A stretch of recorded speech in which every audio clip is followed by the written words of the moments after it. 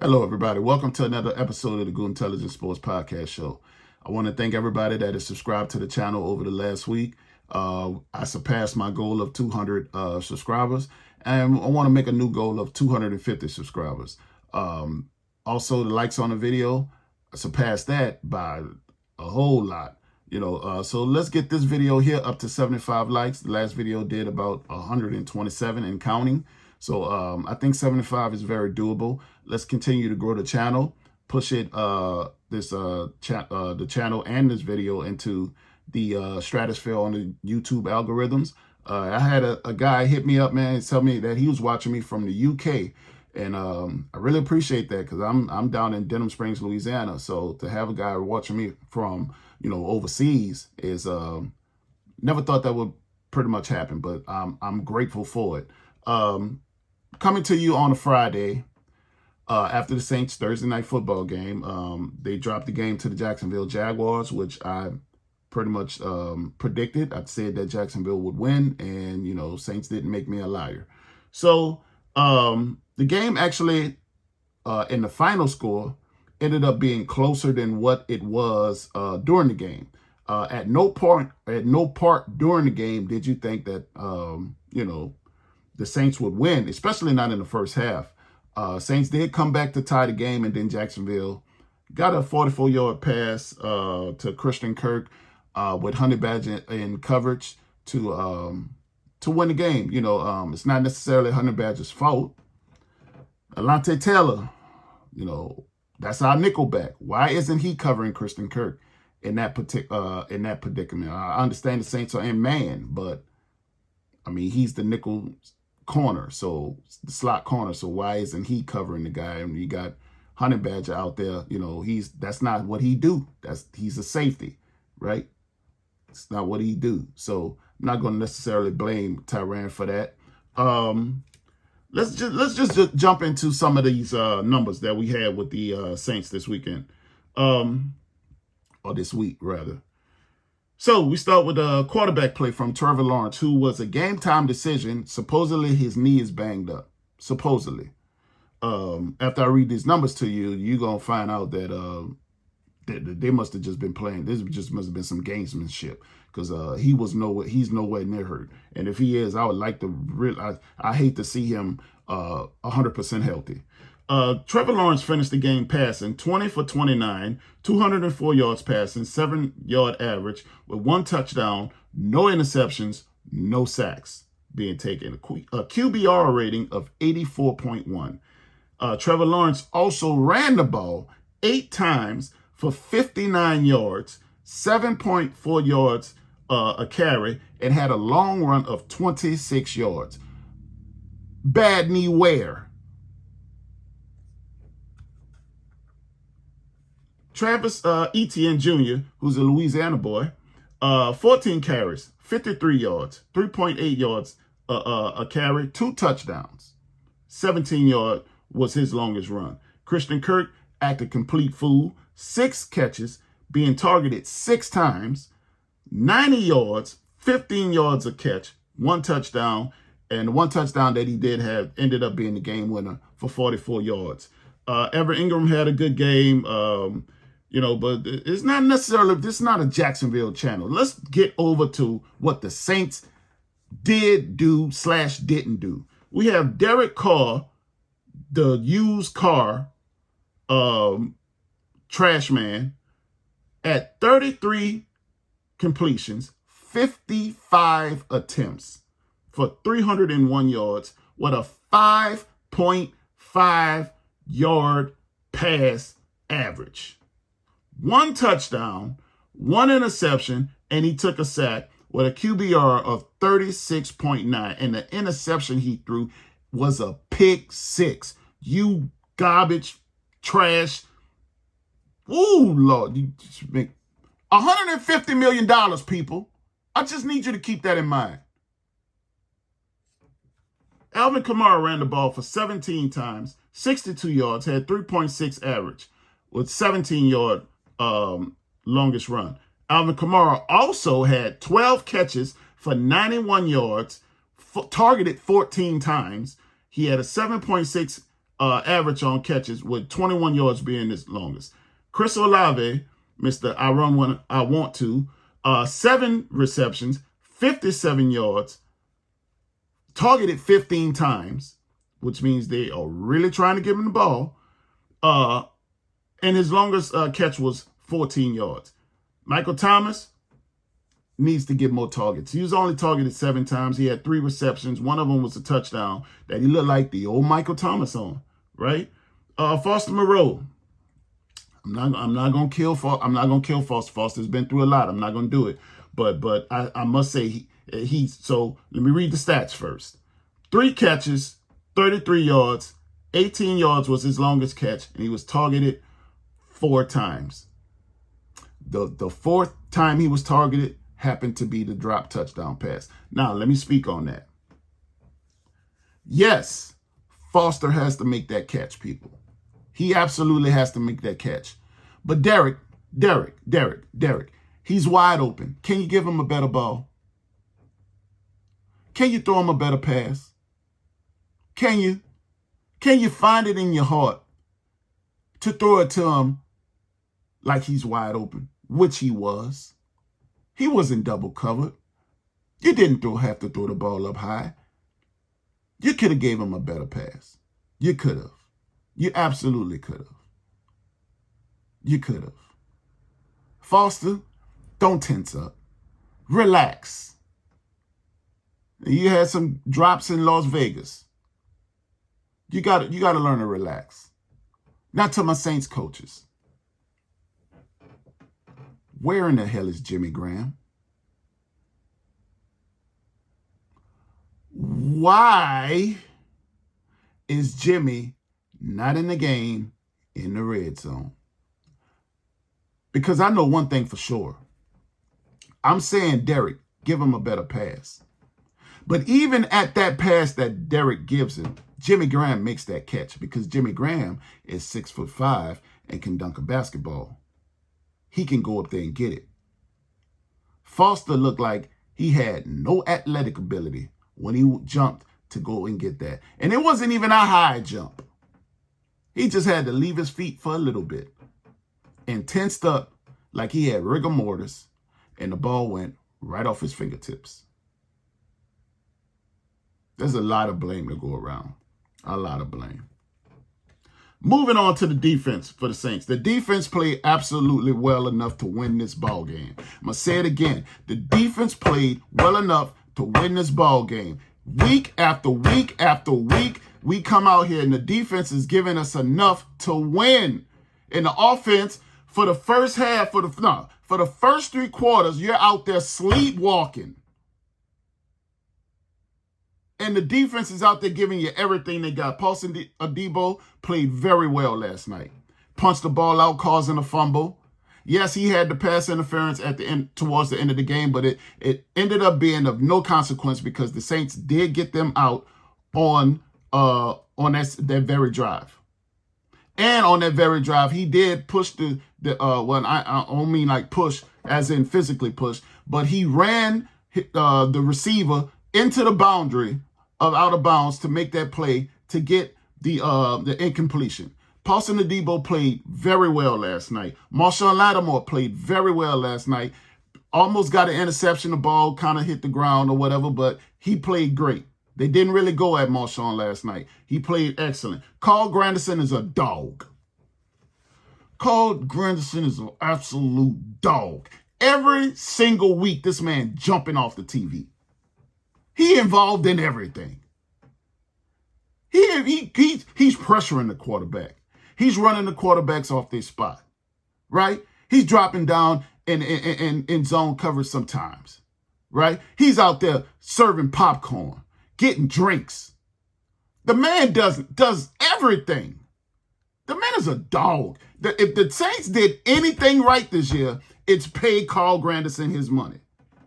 And I got to say, you don't need my permission to spend it. Bro, go buy you whatever you like because you deserve it. I don't know how you came up in life, but I'll tell you one thing. If I had that type of, I'd be in a Bugatti. I would have been and bought me a Bugatti. Probably can't fit in it, but I have it. The man is a dog. Demario Davis is getting old. And it's sad to see. Because for the longest, you could count on anything. You can count on it with Demario. There was 3 things in life: death, taxes, and Demario Davis. That's what it used to be. But the man getting old, you can see it. You can see it. He's playing well enough, but he ain't Demario Davis. You know what I'm talking about? He ain't Demario Davis. He just Demario Davis now. It's okay, though. It's okay. It's okay. Another one, Cameron Jordan, is old. He ain't getting old. Cameron is old. I understand it, though. Cameron has been in the league 11 years. He's old now. Some games he's gonna be there. Some games he's just gonna be there, right? Some games he's gonna be there in your backfield, and then some games he's just there. It is what it is. You know, he's old. Just is what it is. But even despite all of that, the Saints are playing well enough to win those games. That 4th down stop in the middle of the field, when the Jaguars tried to muscle it in there with Travis Etienne, and that defensive line stood up on business. You got to appreciate that. The defense is doing its thing. The defense is doing its thing. The offense is just abysmal. Today is Friday, people. Today is Friday.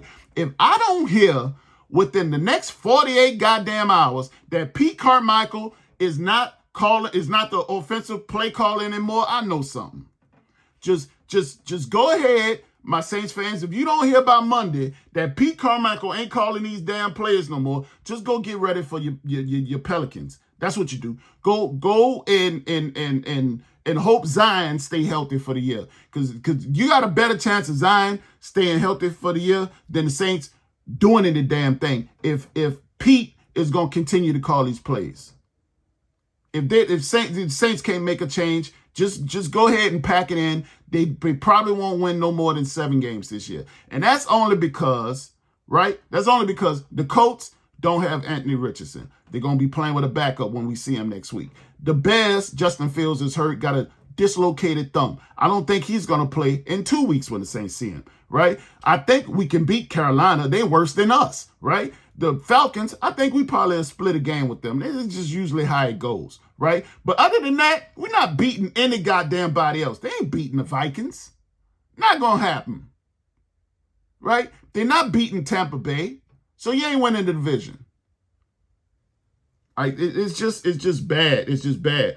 Derek Carr is on the field, showing up the wide receivers, Chris Olave in particular, when he throws the ball 5 yards out of bounds.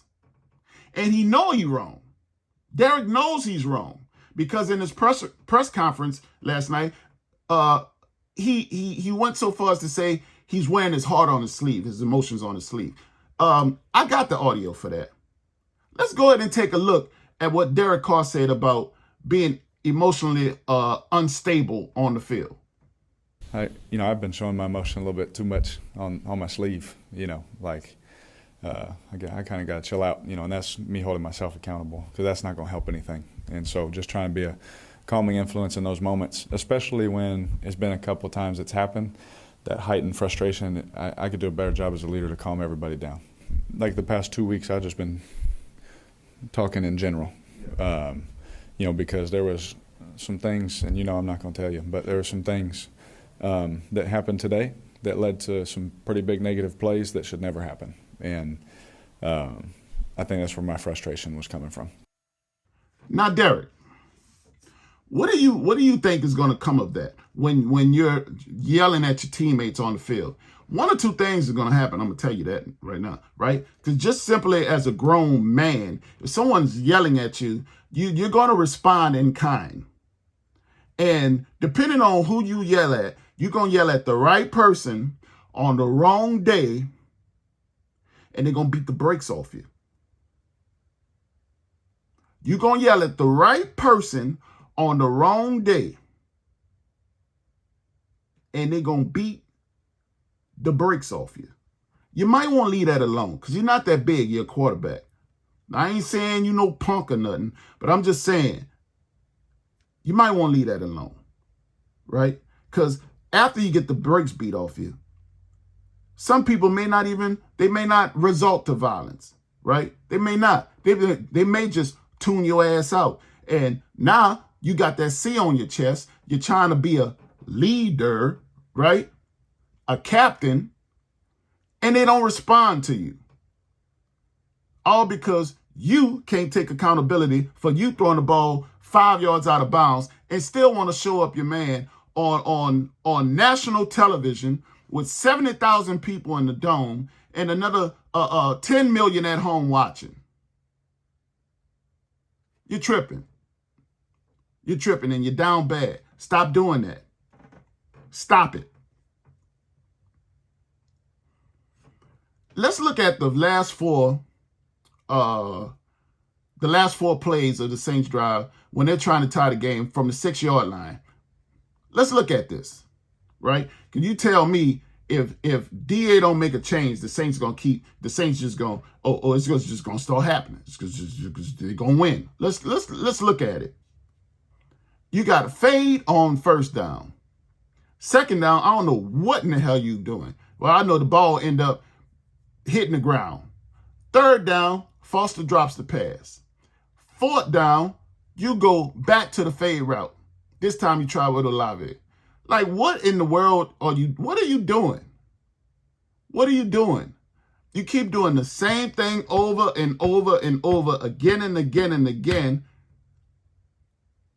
Like, that is the literal definition of insanity. That is the literal definition of insanity. But maybe you already know you crazy because you gave Derek Carr mediocre ass $150 million. That was crazy in itself because we could have literally kept $120 million of that, right?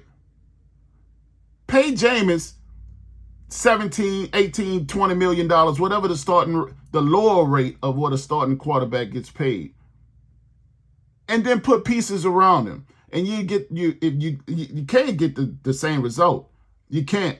You can, but then you would have saved a whole lot of money while doing so. And now you know we can spend this money elsewhere and draft somebody. Not pay a mediocre quarterback who got sent home from the Las Vegas Raiders before Patrick Mahomes can raise the Lombardi trophy above his head well.